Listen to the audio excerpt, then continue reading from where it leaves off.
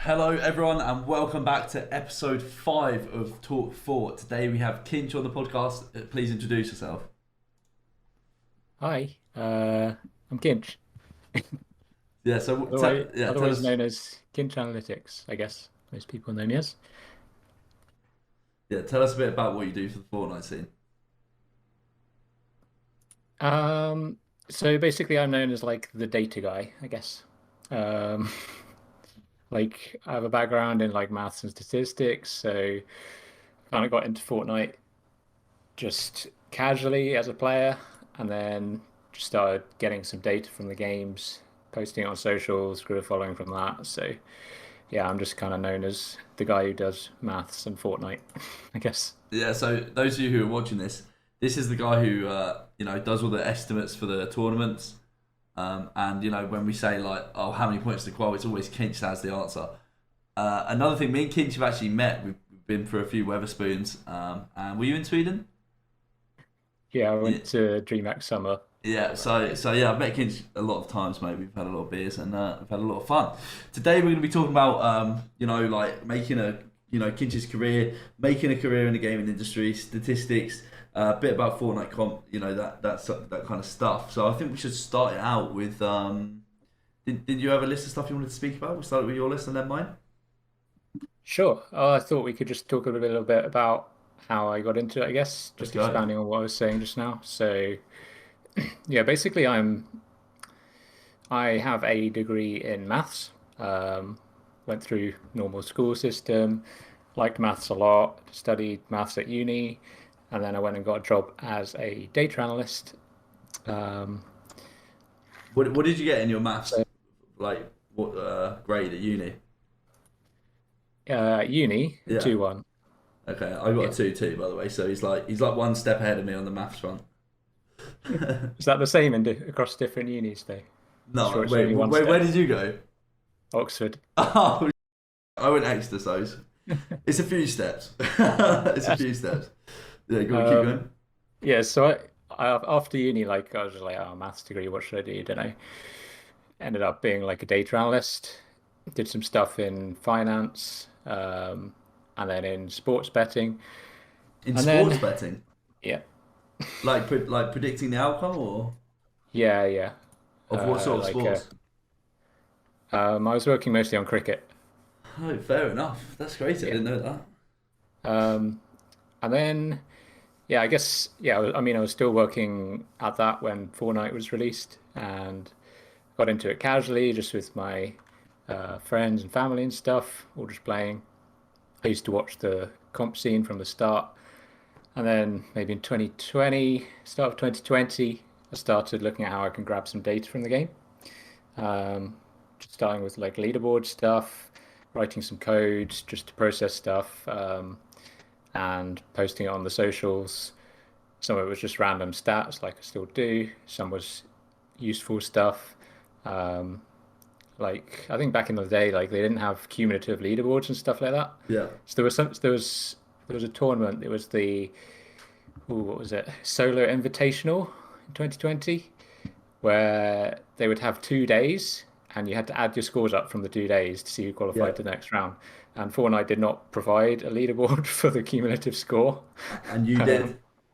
so yeah, I literally just grabbed each day, obviously using a bit of code and stuff, and just added the numbers up and started posting it on Google Sheets.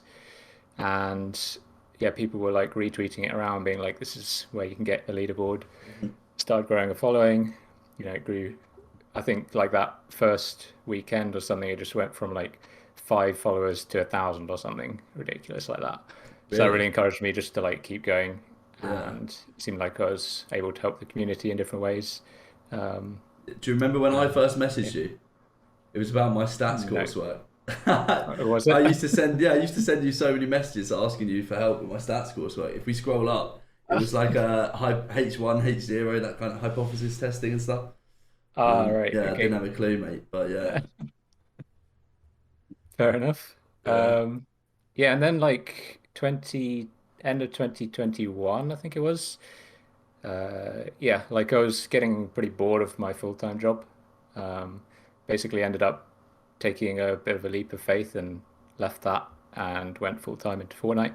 Yeah. Um, I was already like having little bits of income here and there, from my own Kinch Premium stuff and just looking around for bits of contract work. So just kind of made the leap and Yeah. just see how it goes really. And Yeah. And yeah, so where's your main source of income? Is it Kinch Premium? so yeah, I mean it's a mix. Yeah, Kinch Premium's one, and then just general contract work is the other main one I'd say. What sort of contract work is that? In I can't really say everything I'm working on, Yeah, but um, but it's things behind the scenes on tournaments, for example, helping with tournament production, statistical stuff on that, yeah.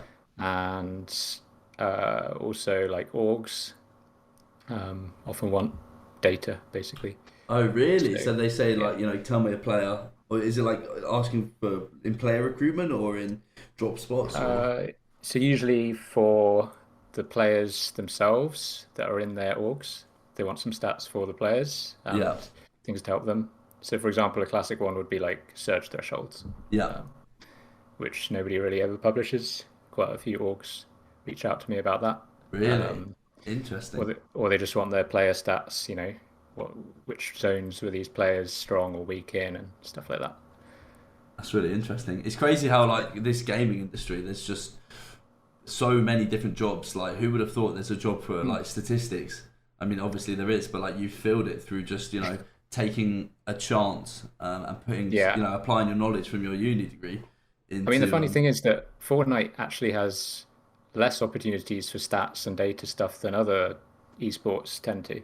why is that? Because I mean, it's partly because the org scene is not as developed. Like it's not really run as a tier one esport, Right. like super organized and all that. Like other esports like CS:GO, like any top team should have some sort of, you know, contractor data analyst Really? to be feeding in all their player info for them. Yeah, for sure, they all do.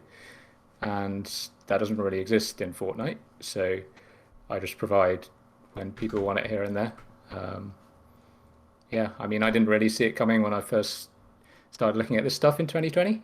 Yeah. Um, that And was, yeah, very much a hobby. And it's just like, oh, that's cool. I've got a few hundred Twitter followers. Let's keep going. yeah, and now you have how many on Twitter? 50 something K. Yeah. And you've also been trying a YouTube channel. Let me just look up at YouTube. Right, you started doing some YouTube analytics. Yeah. So I did YouTube videos last year. The long form videos have stopped for now. Yeah. Um, but yeah, we're looking at shorts now and TikTok, stuff like that. So Yeah, I see. But you were getting good views yeah. on the long form videos, 85K, 17K, 26K. Yeah, it was pretty good. Unfortunately, Google didn't like our account for some reason, so Oh, that so you kind of couldn't get stopped. money? Yeah, You couldn't get monetized? What? And that's why you stopped YouTube? pretty much. Yep. Why can't you get monetized? They decided to demonetize us and never gave a proper reason and rejected all the appeals. So that was Oh, that. that's interesting, isn't it? There's nothing you And can do about that, we is there? we still have no idea. Yeah, that's So annoying there because you that's go. like another source of revenue for someone, in the Yeah, it, scene. it was it was yeah, it was growing to the size where it could have been something, but that's okay. There's other opportunities out there, so we just work on Yeah. those instead. So Yeah. talking about obviously education and gaming, are players getting the balance right? Can you go pro while still being in school? Yeah, I mean, thankfully, I never had this issue because I was terrible at gaming when I was a teenager. Um, but yeah, I mean, these days you see people like there's not too many that literally ask, "Should I quit school for Fortnite?" But they do pop up every now and then, and I think it's a really difficult one. Like, you need to reach a certain level where you're confident and you're correctly confident that you can actually go pro. Yeah. Like some people that say these things, they're just like, they're placing 3,000th in the FNCS or whatever, and like, shall I quit school because that's what I need to get to the next level? And well, the answer is no. You know you Um, shouldn't quit school. Absolutely not. Right. Not when you're When placing like that. do you have the statistics on when you should quit school? No. Like when But would it make sense? I mean, I think it would make sense when you're it partly also depends on your school performance, I think. So if you're a high achiever at school, you probably should consider more strongly just carrying on in education. But if it's really not going that well and you would have left school at like 16 anyway to go and get, I don't know, apprenticeships or start your career from that age, then that's a very reasonable point to try out Fortnite for a while, especially if your Yeah, parents are going to support you. Um, but at the end of the day, there's not that many people that can actually be full-time Fortnite pros. yeah. There's only a specific a Like, space in the scene for the best, and that. yeah, I mean, in EU, you need to be like I mean, to make enough money to support yourself properly, you're probably looking at being like a top 50 player in EU, right? Yeah, Something like that. Um, so yeah, there's not a lot of space given that there's like 200k comp players in EU.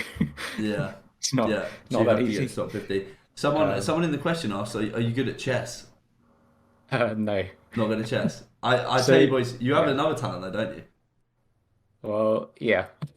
Tell everyone So about your talent. I'll tell you one. Firstly, I'll tell you why I'm terrible at chess. Well, one of the reasons is that I've never tried properly at it, and that's because I have a very addictive personality when it comes to hobbies. Um, and I know that if I get into chess, then it will just take over my life. Um, so yeah, and so what was I saying? Yeah, as you were saying, I used to be into a different hobby, which was competitive speedcubing. Um, that was Yeah, I did that from like 2009. I started competing in that, so before some of you guys were born, probably. Um, and yeah, I was sort of really competitive for at least 5 years in that. So speed cubing is solving Rubik's cubes really fast, if people don't understand what I'm Yeah. talking about. Don't you have the world Um, record in something? so yeah, I did set world records back in 2011 and 2012. Um, and those have been beaten since, of course. Um, And yeah, basically I was a world-class competitive speedcuber for several years, and then yeah, moved more into like becoming a bit more of a hobby as it went on. Once I was done like achieving everything I wanted to, Yeah. sort of over the Didn't you hill have the washed. record for like blind speed cubing? Did Yes, it was. Have I just ruined the story? No, no, that's fine. It was blind, yeah, blind speed cubing. So this Yeah, man would yeah, get a Rubik's cube, obviously put a blindfold on, and then solve it, and he was the best in the world at doing it. yeah. Are you still the best in the world for the blind Definitely not. one? No. Oh. Definitely not. I haven't even solved a cube blind for like years now. Um, yeah, I sort of achieved everything I wanted to do in that, and then just kind of moved on. And then Fortnite has taken over these days, Yeah, fair. jobs and stuff. But yeah, I think there's quite a few parallels to draw because speedkeeping was also dominated by teenagers. It was a very similar demographic, in fact. It was just like anybody from about, well, actually, it's even younger because there's no lower age limit in speedkeeping. So you can get world-class speedkeepers that are like 8 or 9 years old. Really? Um, yeah, the current world record holder is 8 or 9. I can't remember which. Jesus. And how does it feel to be Yep. beat by a 9-year-old? Little rat. I mean, the thing is, like, yeah, I mean, it sounds bad, but in the end, what I think is that they actually have a big advantage Really? because like younger people just have way faster like brain processing speed and also just the ability to get a lot more dexterity and fast twitch fibers built into their hands. So starting young is actually a massive advantage in things like that. It's just like Fortnite. Like if someone starts playing Fortnite when they're like 30 years old, they're just never going to have the mechanics of like a 13-year-old. They just can't process things as fast and they Yeah. can't. So when would you say Yeah. it's time to hang up the boots for me then? When? Uh, hmm, never. Never give up, Yeah, I'll Archie. never give up. Never. Everyone's saying take the hint. Well, unless Jalen beats you, yeah, Never, mate. that's Uh, never going to happen, right? no, never. What the statistics on that? It's just unlikely. Someone said ask him his IQ. My I mean, IQ is a measure of how good you are at IQ tests, as everyone knows. It does correlate with intelligence in a lot of other areas. Um, but I don't know, like I think my IQ would be pretty high because I have very good pattern recognition and all these sorts of things that you need for IQ. But who cares in the end? It's how good you are at What things you're that doing. actually matter in life, I guess. Yeah. And I hope I'm relatively good at the things I choose to do. So, Yeah, fair, brilliant answer. Coming on to the next topic, what are the most important attributes you need to go pro? um, to go pro, I think, well, firstly, leading on from what we just said, you need to be kind of young when you start. Honestly, if I think if somebody starts when they're over 20, they're very, very little chance Wait, of when ever did I reaching. start?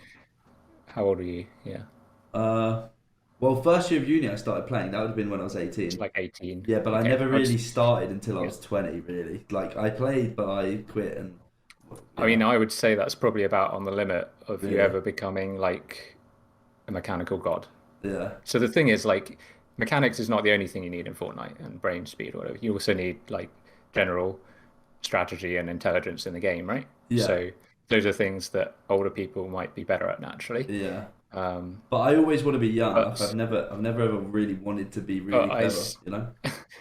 I would seriously, I would seriously doubt that you would ever win like an edit course world championship or something, Yeah. Not even if something I like sat that, in there where for it's 12 hours a day. yeah, yeah. I mean, obviously, if other people practice as much as you, then Oh, yeah, like yeah. younger people are just going to have inherent advantage.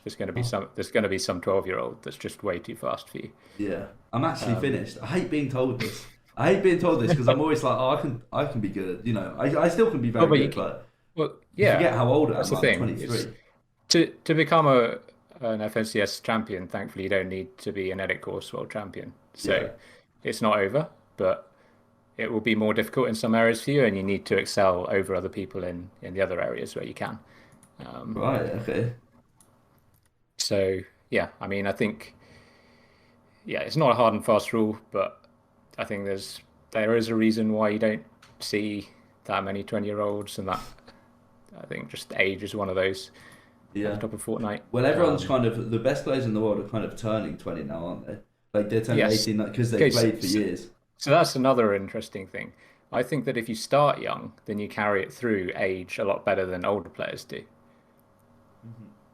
So I think if you build up those fast twitch brain, whatever you call it, nerves and the finger coordination, all that when you're young, then you can retain it way, way better Yeah. than people who just start when they're old. Because like because when you're in your teenage years and younger, that's when you're like more what do they call it? Plastic, moldable, whatever. Yeah. You know how they say like little kids are just the best at learning languages because their Yeah. Because brain they is so absorb it so like quick. yeah, Yeah. that sort of thing. So So starting early helps, yeah. and I think yeah, when they get older, they won't lose much in terms of mechanics or anything. Um, But Queasy just yeah, turned 21. How long do you think he has left? I think he'll stay at the top as long as he stays motivated Do you think you can because be like 30 years old and still be like if they just keep playing, they'll still be the best? um, It'd be yeah, like the CS:GO players, right? yeah, I think in Fortnite you can still stay pretty much at the top if you built it up from a young age. Because you, like I said, you don't need to be the mechanical god to win things. And we know, Queasy's just not known for having crazy mechanics. Obviously, they're good, but um, yeah, other attributes you need to go pro. I would say one of the most important things is just um, the people you're around. There's no way you're going pro if you're just grinding by yourself, um, because you need that encouragement and the people to practice with you. Yeah.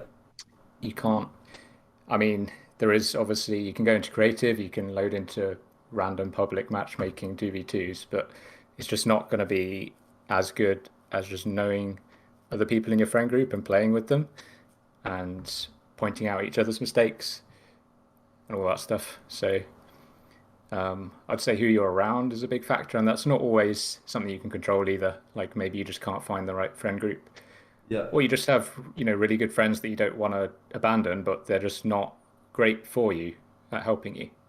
Yeah. But they're still really good personal friends. You're just kind of in that group, but it's not going to make you go pro. Um, Interesting. yeah. The next What do you, I mean, what do you go think? What's the most important attribute for you to go going pro. pro? Yeah. This it's the amount of time you put into the game, Just and time. yeah, I think it's Yeah. just if you just if I mean obviously at the very top, um, I mean the people at the very top have been playing for years. They're Yeah. putting in so much time. I think if you have no other responsibilities and you wake up and Mm. you outgrind everyone else, at the end of the day, the genetics become a little less relevant. Obviously, Yeah. still being relatively quick and but I think it's just time. That's what I think. Yeah, I Um, do think, yeah, for sure that's a really important thing. If you don't put in the time, you're not going pro ever. yeah, like if you look at to compare like Yeah. the amount of scrims Tayson has played versus like a tier two over the years. When Tayson first came out of when he first began being a top player in the world, he used to play solo customs all day. Yeah. He's probably played. He might have played 20,000 more customs than me. I don't know about that many, but how are you ever meant to beat him? That's what I think anyway. How much do you think genetics play a role? Genetics, I think they play a big role in terms of influencing how good you are at improving. Yeah, In terms of, okay, so how to phrase this? Okay, let's say somebody's bad at uh, knowing how to improve, bad at VOD reviewing themselves or something. You could say that's genetics, right? Because that's like personality and mindset and all that stuff. yeah, So it's like what actually comes under genetics and what doesn't. Because in the end, everything you do is defined by your genetics, kind of, yeah. right? I get you. Yeah, I understand So what you're saying. Yeah, just like if you have the wrong genes that makes you kind of lazy and just you can't be bothered to grind the game, then genetics is stopping you from becoming a pro. Or is it just laziness? Or is that the same thing? I yeah. don't know. That's actually a And really then interesting point. Is laziness a genetic? Yeah, I guess it and is. then just like, mechanical skill in your fingers, coordination, whatever. Is that yeah, that's kind of genetics as well, but it can also be trained. So in the end, everything is just a mix of like it just depends what you want to call genetics and what you don't, in my Yeah, opinion. yeah. Fair, fair. Bit of a Very good. wishy-washy No, answer, very good but point. Actually, really interesting. Um, mm, yeah. What are the stats of someone going from OC to EU and being a pro? I mean, let's broaden that out a little bit and speak about the regions and how yeah. how much does your region affect your skill cap? How good can you be on a bad region? What do you Mm. think? Do you have any data on that? Um, I mean, we basically have no data comparing regions because there are just no tournaments that cross regions. So it's a big issue that you just can't really solve. Like all we have is one World Cup, one FNCS Invitational, Yeah, and like three teams that have ever moved regions or something. Um, but I mean, the limited data that there is from that kind of implies that the regions do have a massive skill gap. Like we haven't, I don't think we've seen like an OC player place in the top half even or something in the World yeah, Cup and the Invitational. Like yeah, it's pretty telling, and that's for any you could kind of say like in Fortnite tournaments, almost anything can happen, like in 6, 12 games. But for the OC boys, it's just never happened. You're like, well, maybe they're just bad. yeah. Sons of Vortex full dudded when they came to EU. Do you remember Sons of Yeah. Vortex came and they 1v1 2v2 me and So, Vino, mate, and they got oh absolutely right. they got Okay. smoked. So, yeah, I mean, that's not to say nobody can come out of those regions and be really good. Because, I mean, we've seen it on like Asia, like Sweden and Shimoki are really impressing on EU now. And I wouldn't be surprised if like Zago and Peppo from Asia, they could also place pretty well on a multi-region tournament. But it is, I think, a lot harder for them because they just don't have the practice.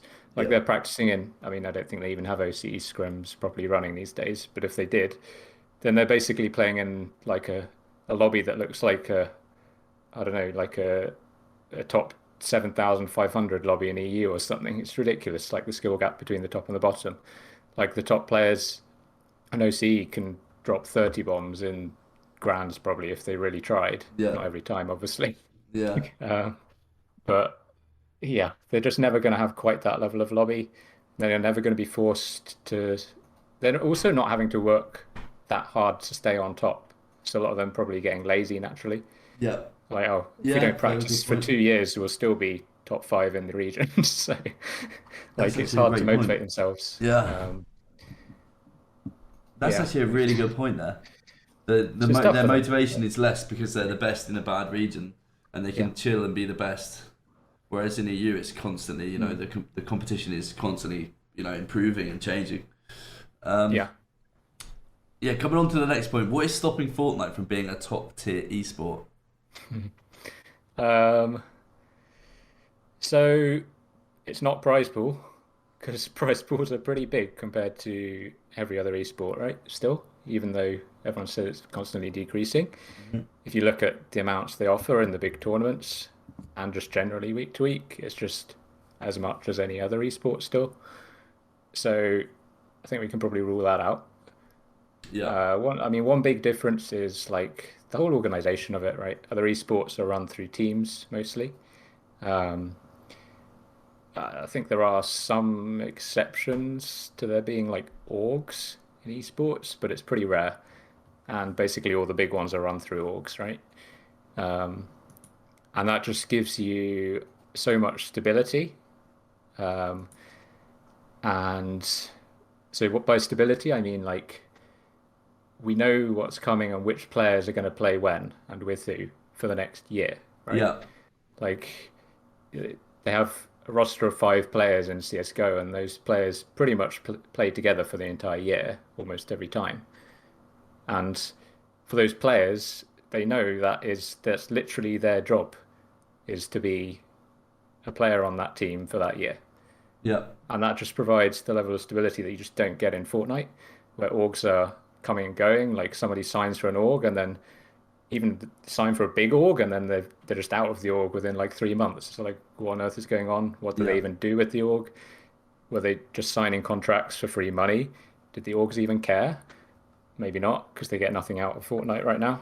Um, so, I do think that this org idea is kind of necessary for Fortnite to take that step up to a tier one esport.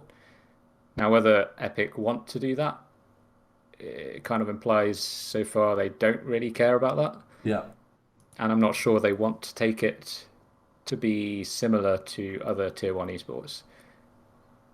I think they do want competitive Fortnite to exist, and they like what it brings to the game and how they can showcase their game through it. But their aim is not to become the next CS:GO. right, So that's the feeling I get anyway, just from the direction they move. Um, and we've seen like recently the direction that Epic are taking, which is UEFN. In the yeah, end, Fortnite is going to become, already has become, basically a showcase of um, what Epic Games technology is. yeah, Fortnite is, while it is still their big money maker, it that their plan is not to be that in the future. They want to be the company that provides UEFN and Unreal Engine and all that, and that is going to be their biggest product. And Fortnite is just the prototype that showed the world how good Epic Games is at this stuff. yeah. Um, Of course. Do you think competitive has been like because it's massively watched? Do you think that they're kind of trying to show their engine through competitive? So they're like putting all these items out and these new mechanics and stuff, like the sliding, the breaking down of trees that came in, that kind of stuff. It's also just an advertisement, right, for their coding. yeah, I mean, if they never changed the game anymore, then they would have nothing to showcase. It'd just be like, oh, we built this game 3 years ago. It's still here. Yeah, right. Now they add more and more things and they just showcase how games But they're not really can be fussed about how developed. competitive moves. They more care So, about yeah, yeah, so potentially some people at the core of the Epic business may not care that much about competitive, but they do obviously have a competitive team within Epic, and those people care very much. Obviously, their problem is coming up against other priorities in the business. yeah, So they can say some things, and then the business says, well, that's not good for the business, so we're not going to do that. And then the competitive guys are like, yeah. Now the community's going to complain and insult us all over Twitter, and they know it's coming, but there's very little they can do about it if the big dogs don't want it. yeah, yeah. I Um, understand. yeah, which I think, yeah, I mean that kind of brings us on to the whole comp Comp Discord thing Discord, as well. yeah. Yeah. So Does the yeah, Comp Discord do anything? So I was listening to the one with DJ last week. Did you Um, listen to that live or did you listen to that afterwards?